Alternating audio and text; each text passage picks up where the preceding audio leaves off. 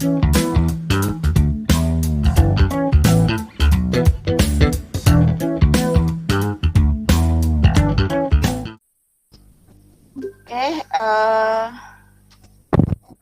mulai dari kita yang pertama,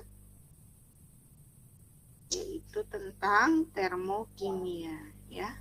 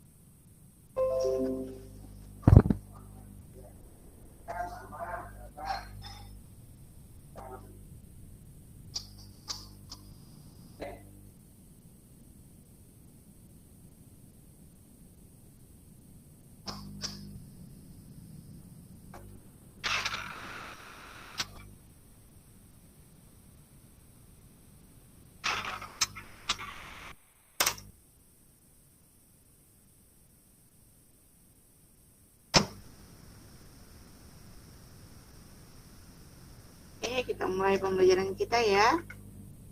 Nah, kita mulai dengan termokimia. Sebelum belajar, tolong HP-nya fokus hanya pada pembelajaran hari ini, ya. Dan banyak berdiskusi, artinya kalian jangan takut untuk bertanya ataupun menjawab pertanyaan. Baik benar ataupun salah itu tidak menjadi soal, ya. Kalau salah kita benarkan, kalau benar itu poin tambahan untuk kalian. Kemudian fokus dengan materi yang akan kita pelajari hari ini. Kemudian prioritaskan tugas pada hari ini. Buat catatan-catatan pentingnya dan rencanakan hari kalian dengan baik. Jadi setelah materi ini selesai, tolong fokus mengerjakan tugas yang diberikan.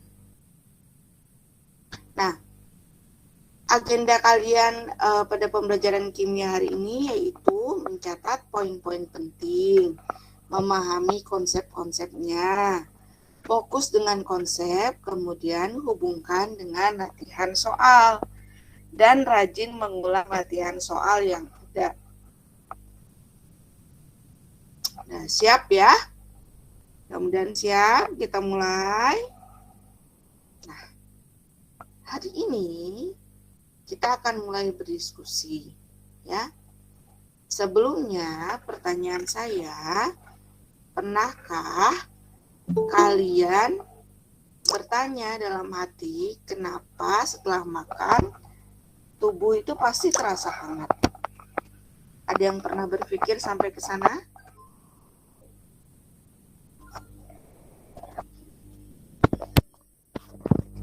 Tidak, Bu. Tidak pernah. Yang lain? Tidak pernah, Bu. Belum, Bu. Tidak, Bu. Berarti taunya makan doang udah. Iya, Bu. Makan doang. Nah, ketika kalian makan, apalagi makan yang pedes-pedes, pasti keringetan kan? Keringatan, Bu. Iya, Bu. Bukan, Bu. Ya, Bu. Tahu nggak kenapa bisa keringetan seperti itu? Belum tahu, Bu. Nggak tahu, Bu. Nggak tahu. Kalau kita makan, terjadi proses apa tuh dalam tubuh? Pencernaan, Bu. Oke. Nah, kalau kita makan, kan makanan kita dicerna oleh tubuh ya. Nah, ada yang namanya sistem metabolisme. Nah, sistem metabolisme ini ternyata dia ada reaksi di dalamnya, ya kan? Salah satunya pasti ada reaksi kimia lah. Makanan itu kan dicerna dengan dua cara, ya kan? Ada dengan cara mekanik, ada juga dengan cara reaksi, ya kan, di dalam tubuh. Nah, ketika reaksi kimia berlangsung, ternyata dia menghasilkan perbedaan suhu, ya. Nah, inilah yang membuat tubuh kita terasa hangat setelah makan, terutama habis makan yang pedas-pedas. Jadi, dari sistem metabolisme itu menghasilkan suhu. Nah, ketika proses menghasilkan suhu, dia ternyata menghasilkan energi juga. Makanya kalau kita makan kan dibilang untuk menghasilkan energi, ya kan? Kalau nggak makan nanti lemes loh, nggak punya energi. Nah, itu salah satunya. Nah, hal ini berhubungan dengan konsep hukum kekekalan energi. Ya, ada yang masih ingat apa bunyi hukum kekekalan energi?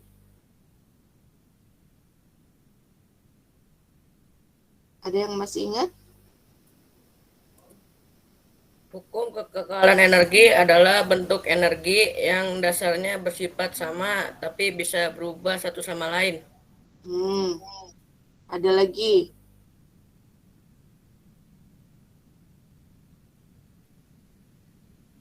Tentang bunyi hukum kekekalan energi.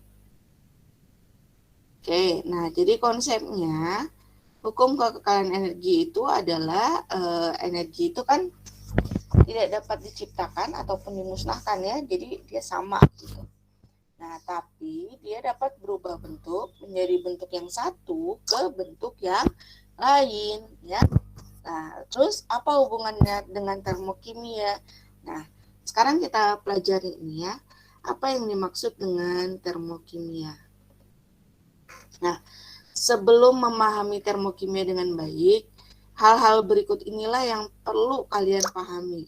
Jadi ketika mencatat nih, apa sih yang perlu dipahami, ya?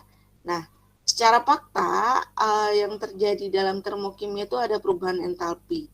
Jadi perubahan entalpi ini bisa diukur, ya, dan itu faktanya ada. Hukum Hess, data entalpi, pembentukan standar zat juga ada. Nah, prinsip materi ini adalah tentang perubahan entalpi. Bagaimana perubahan entalpi ini bisa kita hitung dan energi itu bisa kita ketahui berapa jumlahnya. Nah, kemudian konsep pentingnya adalah perubahan entalpi pada reaksi kimia, perhitungan perubahan entalpi dari reaksi kimia, serta kalorimeter. Nah, termokimia adalah ilmu yang mempelajari hubungan antara energi panas dan energi kimia. Ya, jadi energi panas ini dihasilkan oleh perubahan suhu. Makanya di situ kita sebut dengan termokimia. Dan energi kimia, ya. Energi panas, energi yang dihasilkan oleh perubahan suhu. Energi kimia adalah energi yang dihasilkan dari reaksi kimia. Nah, kita pelajari nih hubungannya apa. Ya. Nah, sebagai prasyarat untuk mempelajari termokimia, kita harus mengetahui tentang perbedaan kalor dan kerja. Di SMP pasti kalian sudah sering mendengar antara kalor dan kerja, ya kan? Nah, kalor adalah energi yang dipindahkan melalui batas-batas sistem sebagai akibat langsung dari perbedaan suhu yang terdapat antara sistem dan lingkungan. Besarnya kalor tergantung pada proses. Kalor positif bila kalor masuk ke dalam sistem. Sebaliknya, kalor negatif bila kalor keluar dari sistem. Kerja adalah setiap energi yang bukan kalor yang dipertukarkan antara sistem dengan lingkungan. Kerja dapat berupa kerja mekanik, kerja listrik, dan lain-lain. Kerja positif bila sistem menerima kerja, lingkungan yang melakukan kerja terhadap sistem.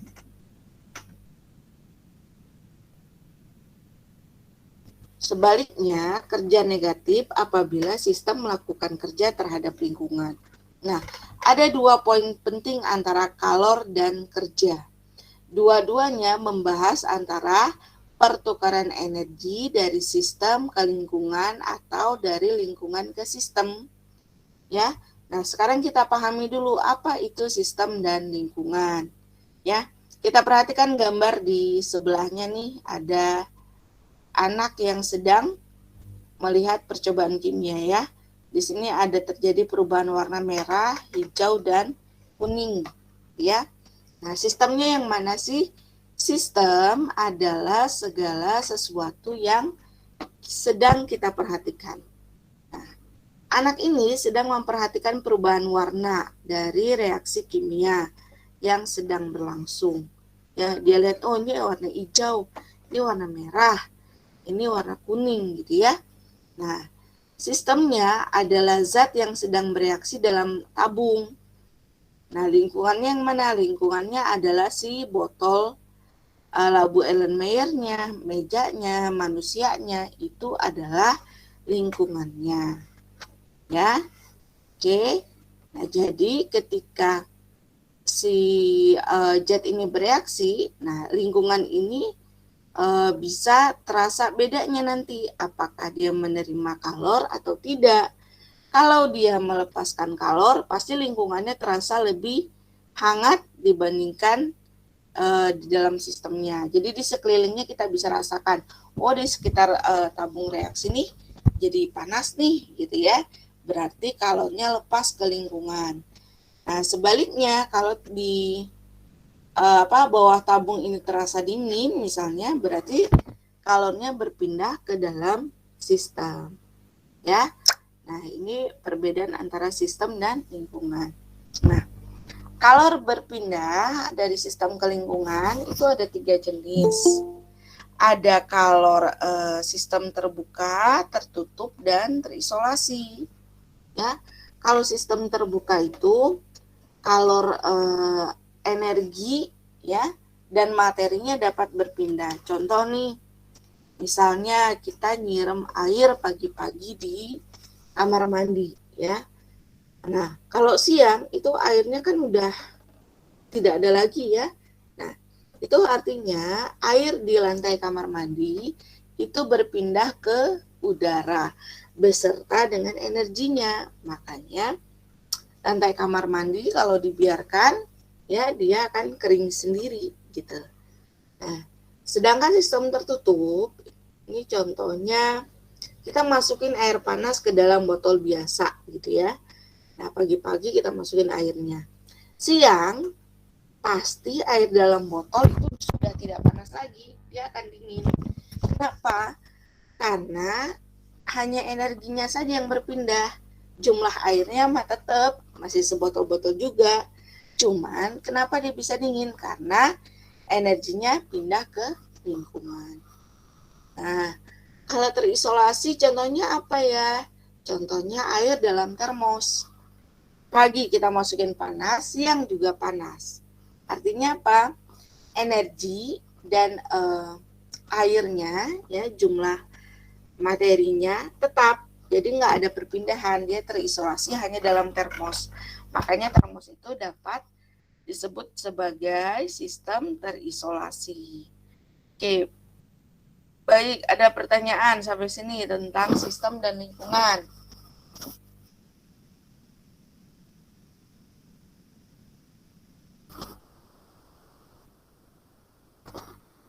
Ada pertanyaan?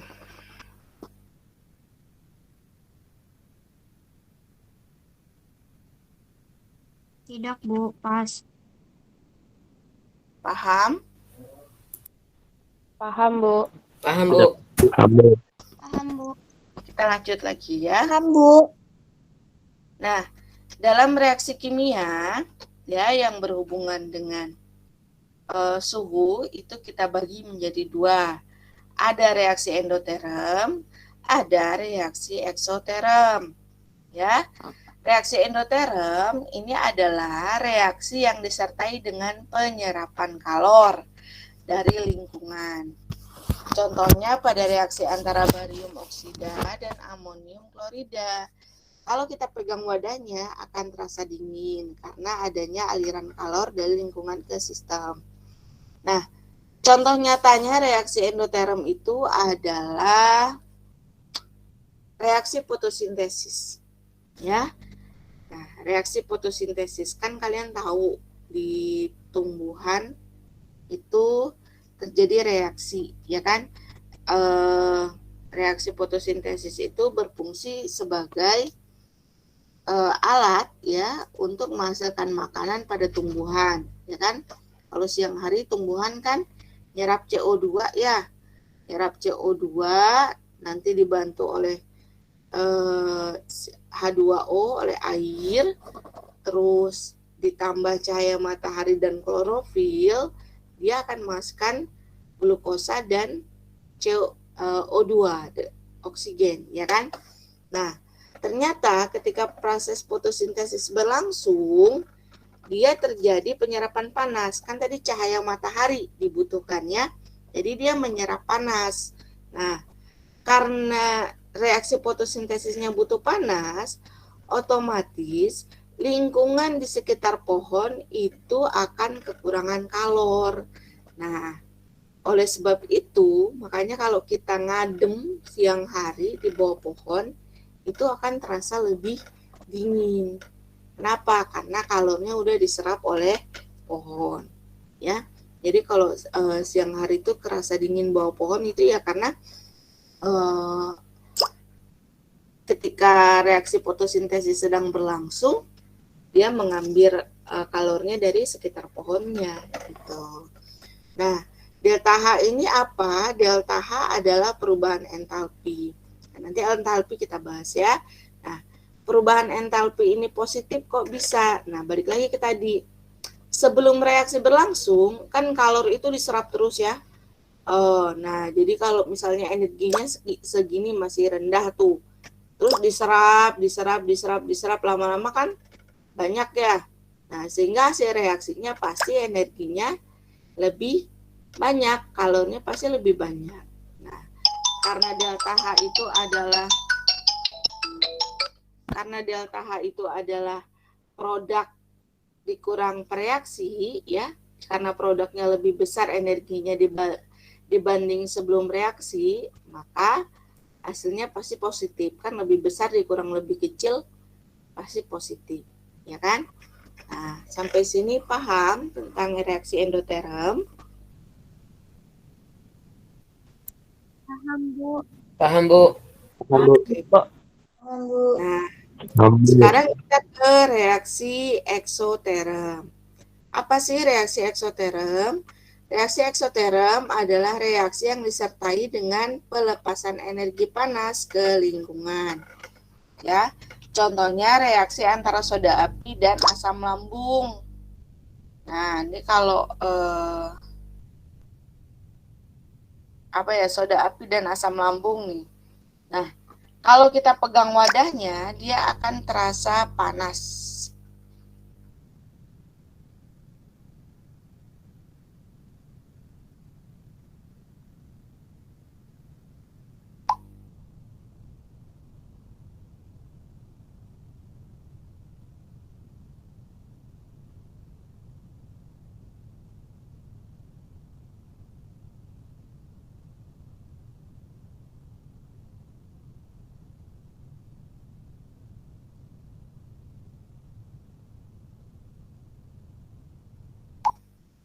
Ya, dia wadahnya pasti terasa panas. Contohnya apa ya? Nah, api unggun.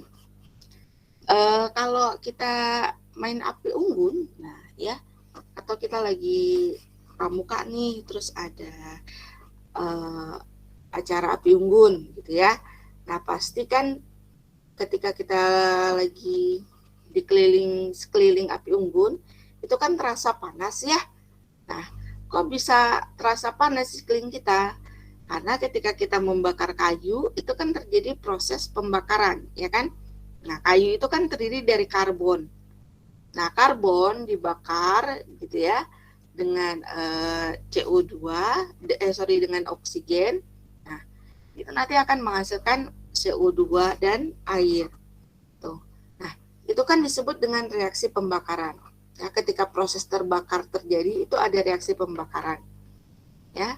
Nah, ternyata ketika proses pembakaran ya, yang dibutuhkan adalah energi panas.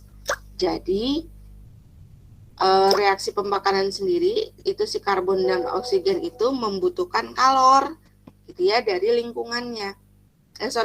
Jadi dia melepaskan kalor. Nah, jadi kayu yang terbakar tadi melepaskan sejumlah kalor ke lingkungannya. Ya. Jadi kita juga bisa merasakan energi panas dari reaksi yang terbakar tersebut. Ya. Bisa kita lihat karena dia terbakar, jadi kalornya itu kan awalnya pasti besar ya. Nah, terus selama dia bereaksi, dia menghasilkan kalor besar gitu ya, lepas di sekelilingnya, pasti kalornya nambah. Nah, ya, pasti kalornya akan bertambah ke lingkungan. Sedangkan dalam sistem dia akan berkurang, ya, makanya di produk energinya lebih sedikit. Ya, kalau lebih sedikit dikurang yang banyak kan hasilnya jadi negatif. Makanya perubahan entalpi untuk reaksi eksoterm ciri khasnya adalah delta H-nya selalu negatif. Oke, sampai sini paham perbedaan reaksi eksoterm dan reaksi endoterm? Paham, Bu. Paham, Bu. Ya, jadi penting banget kamu memahami perbedaan antara reaksi eksoterm dan endoterm. Kenapa? Karena di termokimia itu sangat bergantung ke dua hal ini. Apakah dia endoterm atau eksoterm. Dan ini berlaku juga untuk nanti kita belajar laju reaksi dan kesetimbangan. Ya, penting banget kamu untuk menguasai ini. Jadi kalau nggak paham, mending kamu nanya daripada paham bu, tapi ujung-ujungnya nggak ngerti. Oke? Nah, sekarang apa yang dimaksud dengan entalpi? Ya, entalpi adalah banyaknya energi yang dimiliki oleh sistem. Ya, tadi kan sistem punya energi. Banyaknya energi ini yang kita sebut dengan entalpi. Ya. Nah, sedangkan perubahan entalpi atau delta H itu kalau reaksi dari suatu reaksi pada tekanan tetap. Ya. Nah, entalpi ini tidak dapat dihitung. Yang kamu bisa hitung hanyalah perubahan entalpinya saja. Ya. Jadi nanti ada keadaan akhir dan keadaan awal gitu ya. Nah, awal akhirnya tuh kita nggak tahu perubahan yang terjadi ya. Nah, itu yang bisa kita hitung. Nah, suatu perubahan entalpi yang diukur dengan ukuran standar disebut dengan perubahan entalpi standar. Satuannya adalah kilojoule ya. Penulisan besarnya entalpi dalam persamaan reaksi dilakukan dengan menuliskan simbol entalpi atau delta H ya di belakang persamaan reaksi.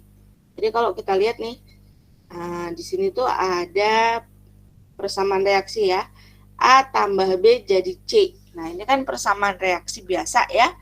Nah, ketika terjadi reaksi, ini kan ada perubahan entalpi, makanya ditulis delta H sama dengan bisa positif, bisa negatif, berapa jumlahnya, satuannya adalah kilojoule ya.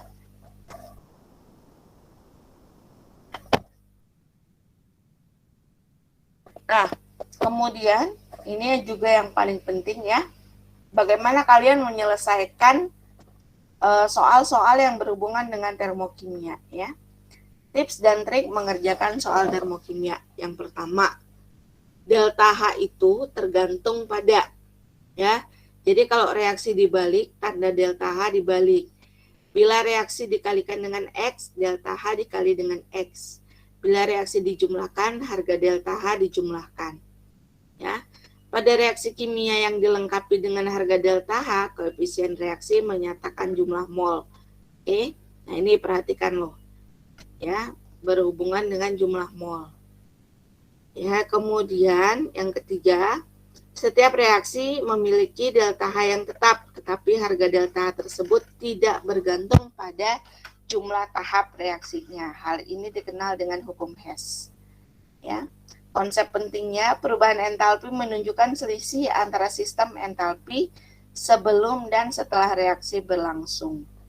Oke, jadi kita lihat nanti contoh soalnya, ya.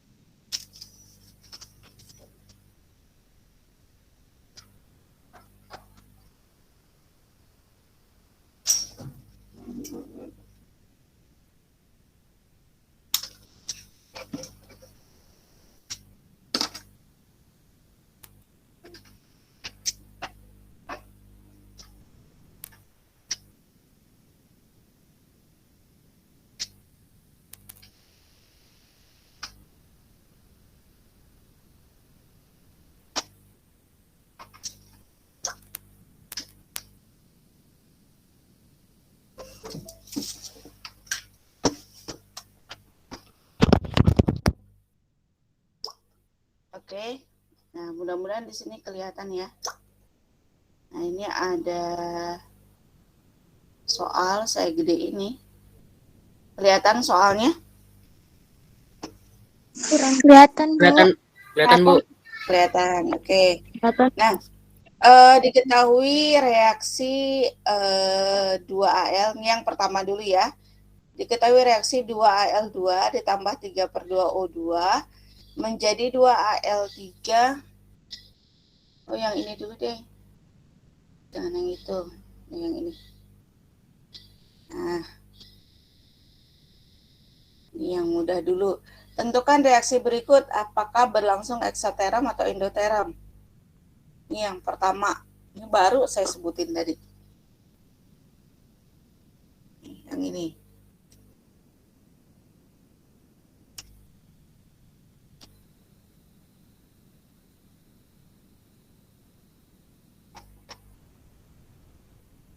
Ini yang ini nih, reaksi apa nih?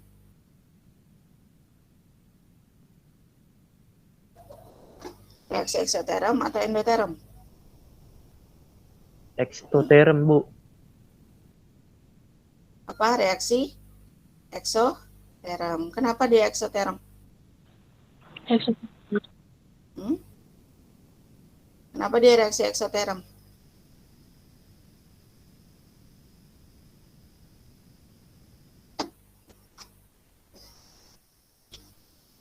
Kenapa dia reaksi eksoteram? Bukan reaksi endoteram.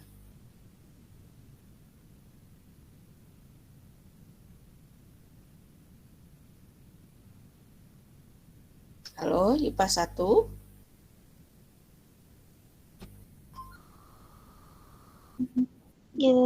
Ibu, karena dia reaksi fotosintesis, bukan Bu. Kan kalau fotosintesis itu kalorinya diserap sama pohonnya, terus kita merasakan dingin. Betul. Jadi karena ini kan reaksi fotosintesis. Ya. Reaksi fotosintesis itu sekeliling lingkungannya adem gitu kan.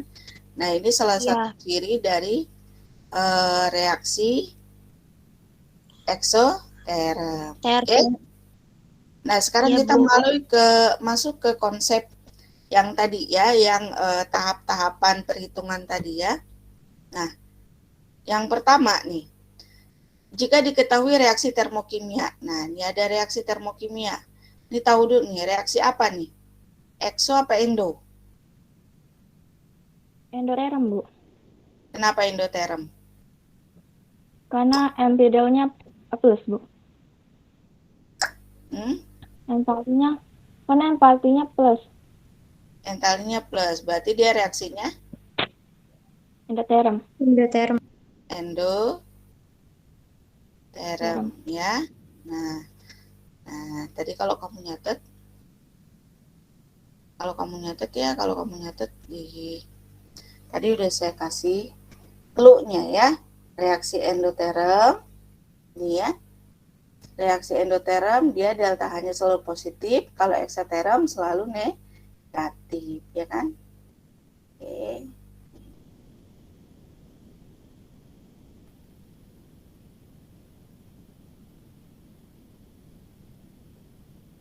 Ya. Nah, di sini ya.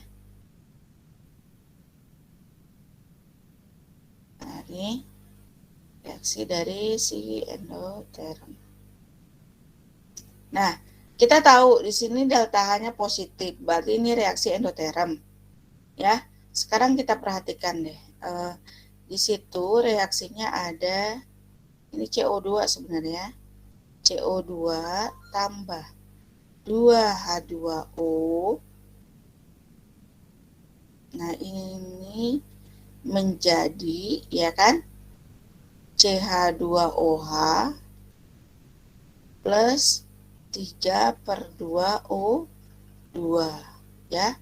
Delta H-nya positif 160 ya.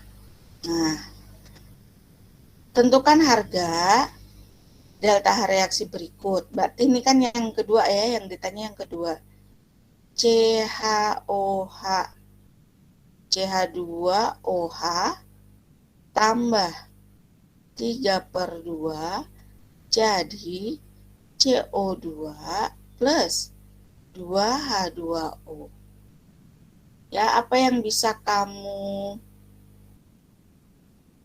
perhatikan dari reaksi ini?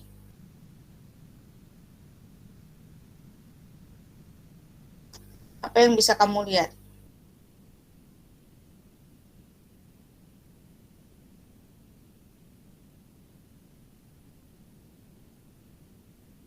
Nah, ini delta H-nya berapa?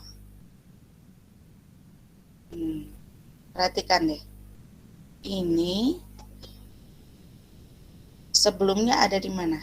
Ada di sini kan? Ya, Iya, Bu. ada sebagai hasil reaksi, ya kan? Nah, yang kedua dia sebagai pereaksi, ya kan? Nah, ini reaksinya jadi terbalik atau tidak? Terbalik, Bu. Jadi terbalik ya. Nah, jadi kan reaksinya jadi terbalik ya. Nah, ingat tadi aturan yang pertama, jika delta H-nya dibalik, ya kan? Reaksi dibalik, maka harga delta H juga akan dibalik. Nah, dibalik itu maksudnya ya plus jadi min jadi plus. Berarti di sini delta H-nya gimana? Jadi kan dibalik Min aja. 160. Iya, Min tinggal balik angkanya. Jadi min 160 kilokalori. Udah selesai, itu aja jawabannya. Sampai sini paham? Paham, Bu. Paham, Bu. Kita lanjut lagi ya. Kita lanjut lagi.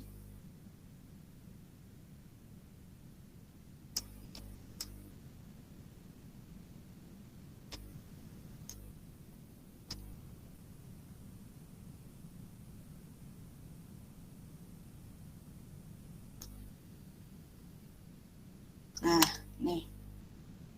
Ingat tadi kita berhubungan dengan konsep mol ya. Nah, ingat lagi konsep mol ya.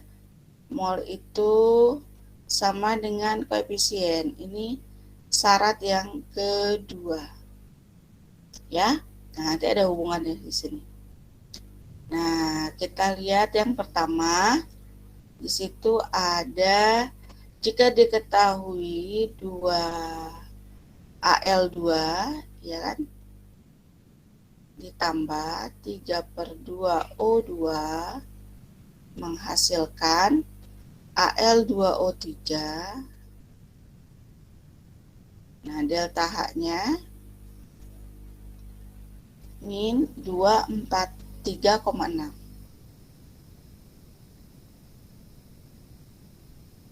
Ya. Nah, delta H-nya 243,6.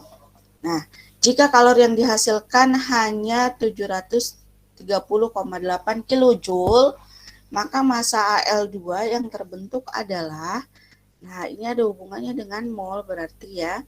Nah, ada rumusnya sebenarnya. Ya. Oke, nah ini rumusnya ya. Nah, rumusnya adalah delta H sama dengan Q per mol. Ya, nah ini rumus penting nih buat kalian. Delta H adalah Q per mol. Nah, di sini kita tahu bahwa Q-nya adalah, nah jika kalor, nah kan kalor itu Q ya. Kalornya hanya 730,8. Ya, kalori yang dihasilkan. Nah, di situ ada kalimat kalor yang dihasilkan. Kalau kalori yang dihasilkan itu reaksi eksoterm atau endoterm?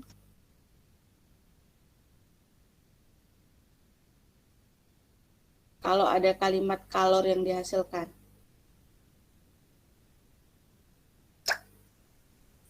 Nah, ini eksoterm ya. Eksoterm. Kalau dia menghasilkan kalor berarti Q-nya negatif. Nah, jadi kalor yang dihasilkan adalah sebesar 700, ya kan? 730,8. Ya, nah ini kita tahu. Terus delta H-nya yang kita ketahui min 243,6. Ya. Ini kilojoule, ini juga kilojoule. Nah, kemudian yang ditanya adalah massa. Berapakah massa dari Al2O3? Nah, kalau ditanya massa pasti berhubungan dengan mol karena mol sama dengan massa dibagi dengan MR, ya. Oke? Nah, itu kamu harus paham banget nih hubungannya. Nah, berarti karena massa itu berhubungan dengan mol, ya, kita cari dulu molnya. Ini yang pertama. Nah, dari mana? Dari rumus ini.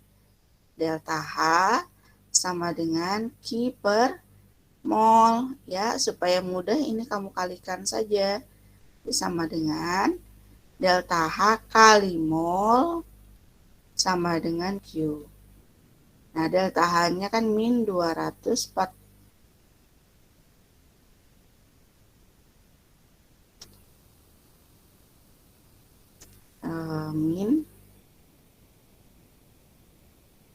Min 243,6 kali mol sama dengan min 730,8, ya. Berarti mol sama dengan Q per delta H, ya. Q per delta H. Min 730,8 dibagi min 243,6. Berapa nih? 3, Bu. 3. Oke.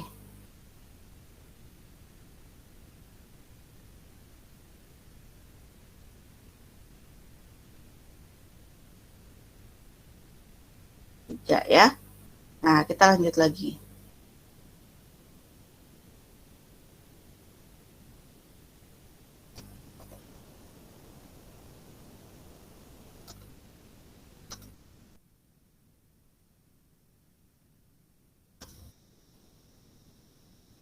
Ya, agak muat ya. Saya pindahin ke sini dulu. Nah, tadi kan kita dapat ininya 3 ya. Nah, molnya udah dapat 3. berapa masanya? Nah, dari rumus yang tadi kita bisa ambil nih. Ya, berarti massa sama dengan mol dikali dengan mr ya. Mol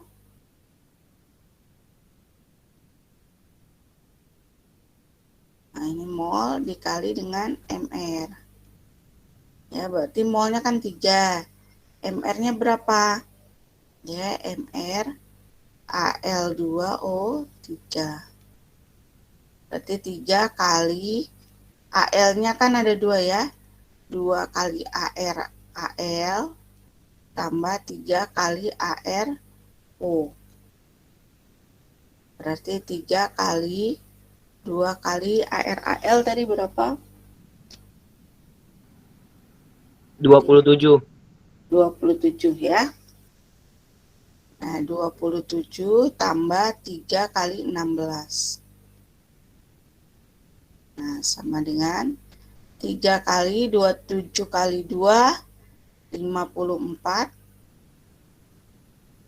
Tambah 3 kali 16, 48. Sama dengan 3 kali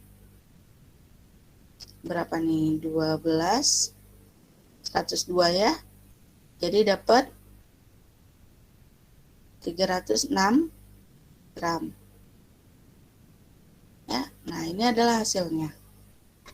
Oke, nah makanya kemarin saya bilang belajar lagi ngitung mol karena ini kita ngulang lagi ya, banyak yang kita latih di sini. Oke, ya ini baru satu soal ya tadi ya, 2 soal ya. Nah dari awal sampai akhir. Nanti saya kasih catatannya ya. Nah, kemudian yang kedua nih, saya kayaknya harus copy deh soal ini ke bawah karena nggak muat ternyata.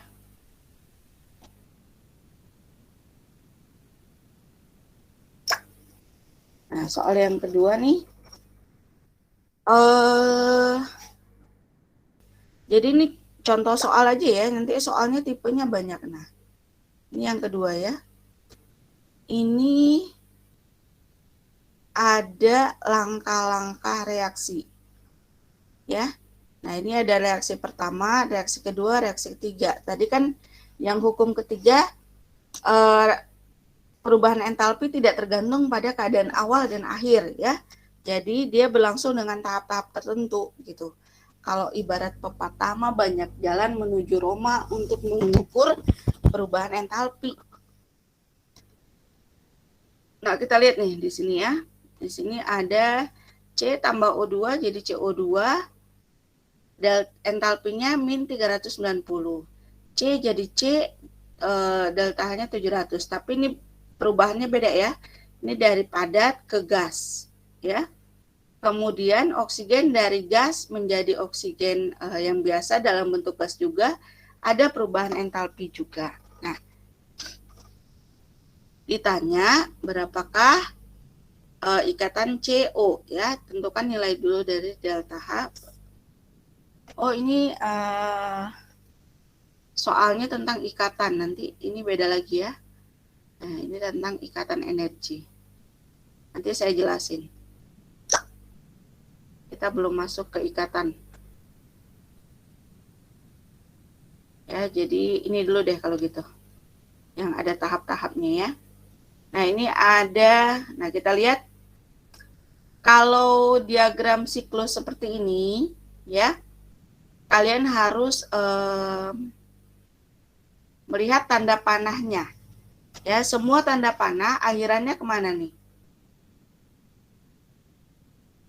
Nah, ke bawah semua kan ya? Ke arah delta H3 nih. Ke arah delta H3.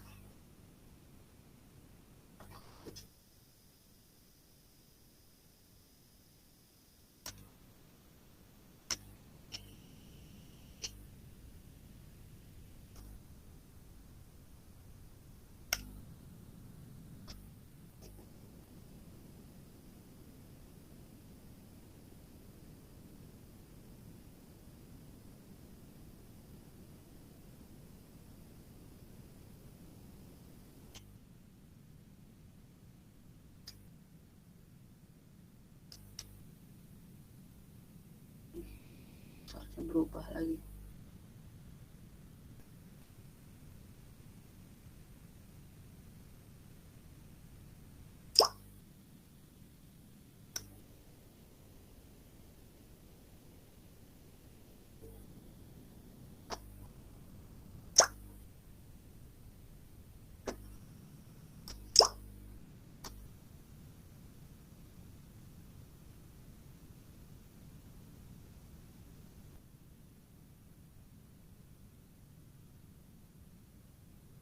Oke, di sini semua tanda panahnya ke bawah ya. Nah, di sini kelihatan semua tanda panahnya ke bawah. Delta H2 ke bawah, delta H3 juga ke bawah. Nah, berarti nanti hasil akhirnya itu akan ke delta H3.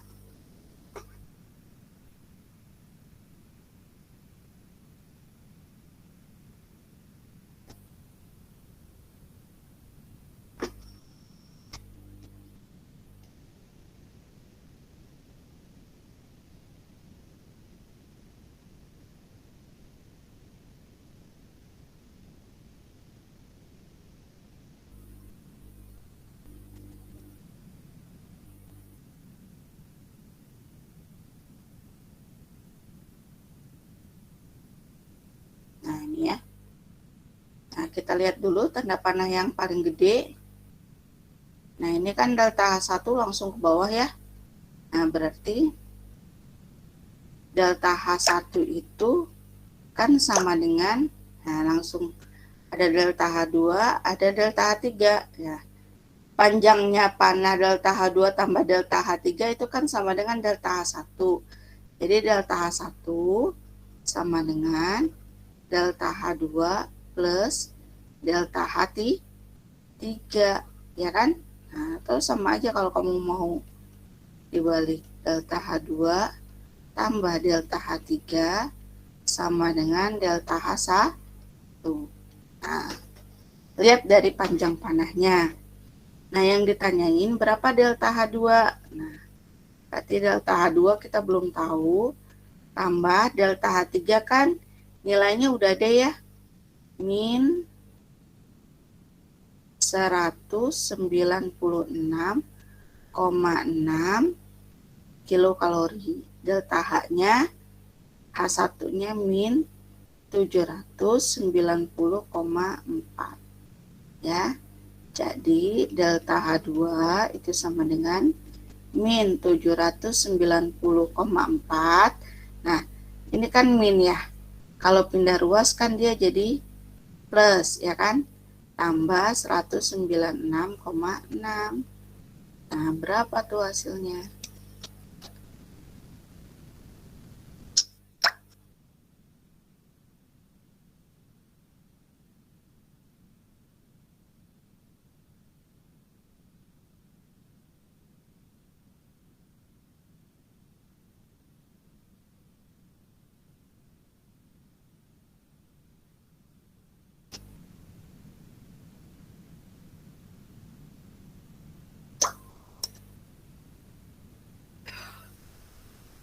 ,938 ya. Nah, ini perhitungan awal ya. Nah, ini perhitungan delta H2. Jadi kalau ada sistem diagram siklus seperti ini, lihat tanda panahnya. Nah, kita lihat tanda panah delta H1 itu sama dengan delta H2 tambah delta H3. Oke. Nah, sampai sini ada yang mau ditanyakan? Halo, IPA 1. Tidak ada, Bu. Paham cara ngerjainnya?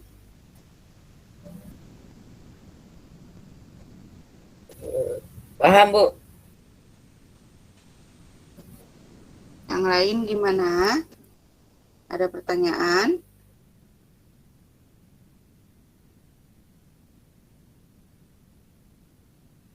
Tidak, Bu. Tidak, Bu. Yakin bisa ngerjain soal-soal berikut ini? Jadi setelah ini ada soal buat kalian ya. Silakan dikerjakan di Portaldik ya. Oke, kalau tidak ada pertanyaan, setelah ini menuju Portaldik lagi, kira-kira 5 menit lagi ya. Istirahat dulu kalian. Kemudian kerjakan soal yang ada di Portaldik. Oke. Sampai di sini. Kalau begitu saya tutup. Assalamualaikum warahmatullahi wabarakatuh. Waalaikumsalam. Waalaikumsalam warahmatullahi wabarakatuh.